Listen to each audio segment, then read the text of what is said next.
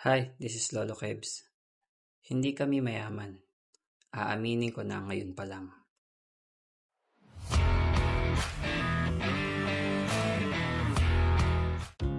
Maaga ako nagkaroon ng sariling pamilya.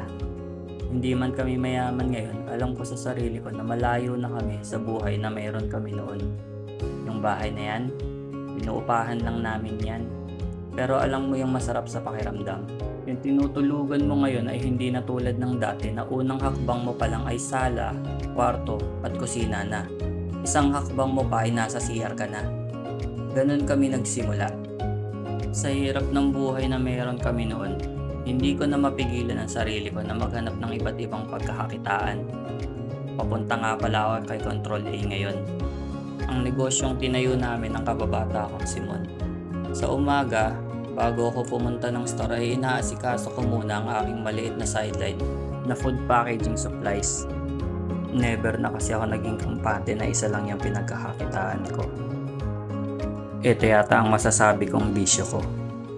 Ito nga pala si Control A, si Boss JR, at saka si Maricar. Alam ko yung iniisip mo, magulo yung tindahan namin. Huwag kang magalala dahil alam ko rin naman yan. Sa dami ng gawa namin araw-araw, hindi ko na nga alam kung kailan kami makakapaglinis ulit. Tulad ngayon, kararating ko pa nga lang may kailangan ng assembly na panel. Inumpisahan namin si Control A year 2021 at masasabi ko naman na okay ang negosyo namin dahil nag-umpisa kami ng 2 lang kami at 7 na kami ngayon sa store. Yung naka-uniform sa likod ko, yan si Mon. Hindi man kami mukhang may-ari ng mga kumpanya, pero isa lang ang masasabi ko, mukha lang talaga kaming bata.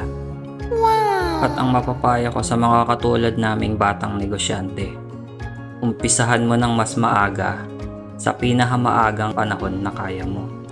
Trabaho o negosyo, huwag kang mamili, pagsabayin mo. Papayag ka bang tumanda na hindi mo man lang nasubukan yung pinapangarap mong negosyo? Na kung kailang mahina ka na, tsaka ka mag-iisip, paano kung sinubukan ko to? Paano kung sinubukan ko yon? Maiksi lang naman yung buhay natin eh. Papayag ka bang iwan yung mundo na hindi mo na ibibigay yung mga pangarap mo sa magulang mo at sa mga anak mo? Kung tanggap mo sa sarili mo na mahirap kayo, kumilos ka, sipagan mo, mag-sideline ka.